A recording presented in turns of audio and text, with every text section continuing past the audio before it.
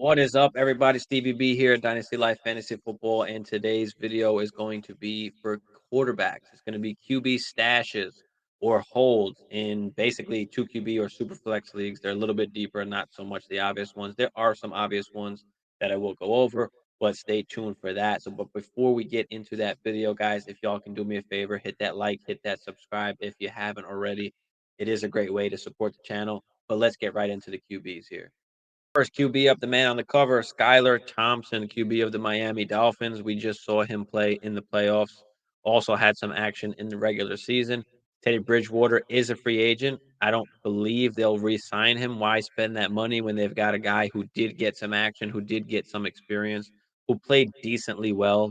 So I don't expect them to go out and sign anybody.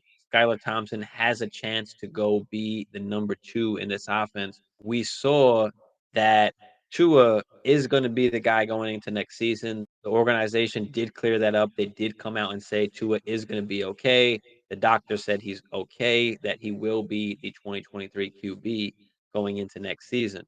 So Skylar Thompson, so there is a chance that Skylar Thompson just holds on to that number 2 role and has that number 2 role going into next season. Next QB up, we got Bailey Zappi, the New England Patriots, back up to Mac Jones. Mac Jones obviously is the starter, but if Mac Jones doesn't do well, do we start hearing chants for Bailey Zappi? He did play decently well when Mac Jones was injured. So if Mac Jones continues to struggle, or if he does get injured again, Bailey Zappi can find himself some playing time. Is the clear-cut backup number 2 guy there right now, and be of some sort of value down the stretch. Next QB up, we got Jarrett Stidham, the Las Vegas Raiders. Was the backup to Derek Carr, but Derek Carr is no longer going to be there. They are giving Derek Carr the boot. They are basically saying, Derek Carr, you need to take your talents elsewhere because your talents are not good enough to play for us anymore. So Jarrett Stidham was the QB, played well with Devontae Adams that last game, as we saw. So is he the starter going into next season? I mean, we don't know what they're going to do. Will they sign somebody? Will they draft somebody? As of right now, Stidham is the QB that's there. So most likely he goes in as the number 2 QB. Worst case scenario. Best case scenario, he goes in as the number 1, but I highly doubt that.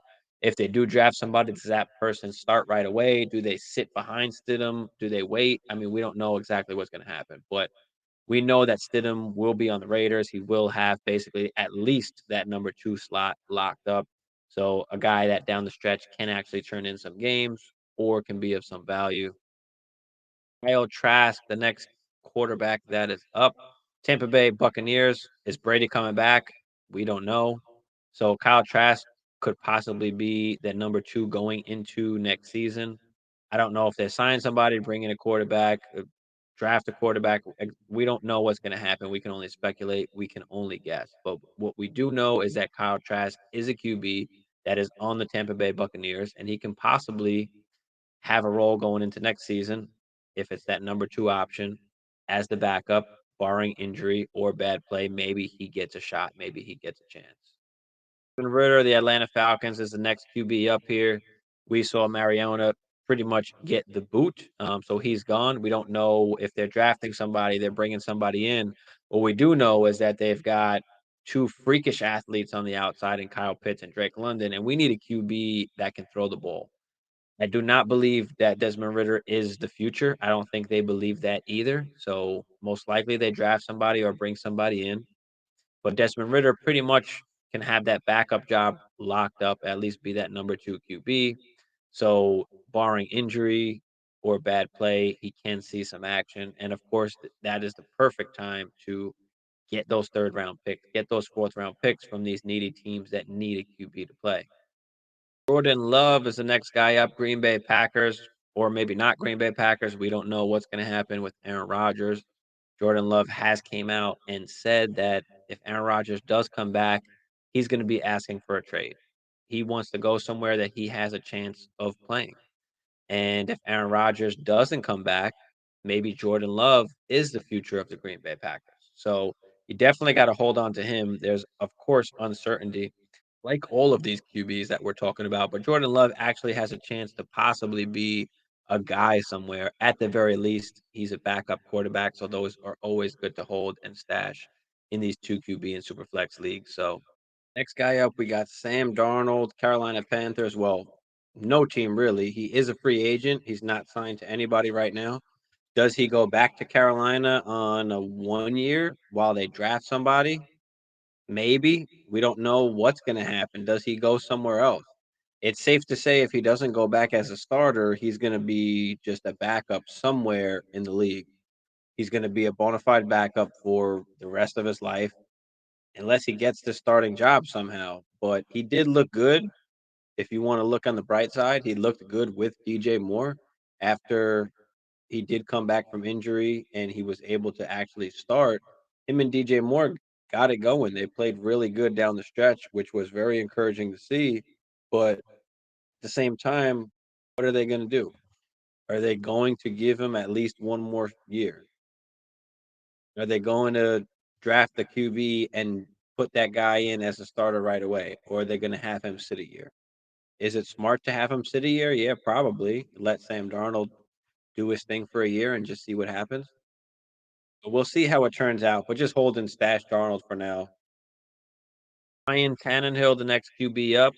Tennessee Titans, of course, he is the starter. There is an out in his contract for 2023, but I highly doubt they do that because they have absolutely nobody to plug in there at that QB position. Malik Willis, it doesn't look like he is the guy. I don't think the organization thinks that either because they brought in Joshua Dobbs, or maybe they've got this 4-year plan for Malik Willis. I don't know. But as of right now, it looks like Tannehill will be the starter again next year. So hold on to him. Or, of course, you can use him as that trade bait. But worst case scenario, Ryan Tannehill is a QB2 somewhere after next year. So he's a good guy to just hold on to and stash. Colt McCoy, the next QB up, Arizona Cardinals.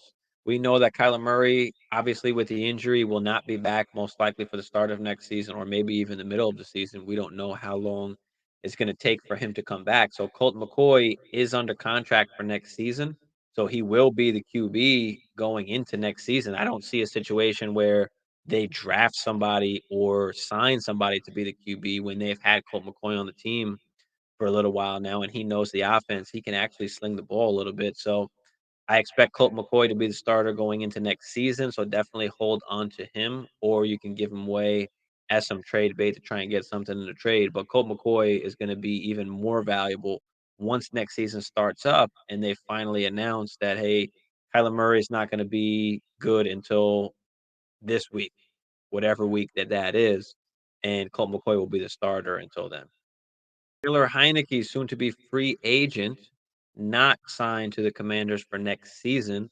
So Taylor Heineke has a chance to go somewhere and be a QB2. I think we've already established that he's not a QB1 in this league, and the Commanders seems like they've established that as well. So it looks like Taylor Heineke can be on the move. He should definitely find himself a QB2 position somewhere. Definitely hold on to him because he can definitely be of some value. He's shown that he can play in this league. Next man up, we got Sam Howell of the Washington Commanders, who came in for Taylor Heineke. The 5th-round pick last year. Sam Howell looks like he can play a little bit. They plugged him in. They wanted to see what they had in him. Looked to be okay. I don't necessarily know if he's the future or not. That's to be determined. But there was a report that came out that said that the Commanders have said that Sam Howell will be the guy going into next season. So we'll see how that shakes out, whether they sign somebody in free agency or whether they draft somebody.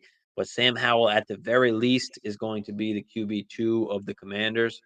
Best case scenario, he starts the season. We don't know how short of a leash that is going to be, but definitely going to be of value on your bench. And the last guy up, or last 2 guys up, are going to be the combination of Trey Lance and Brock Purdy, Brock the Glock Purdy, because we have no idea what's going to happen going into next season.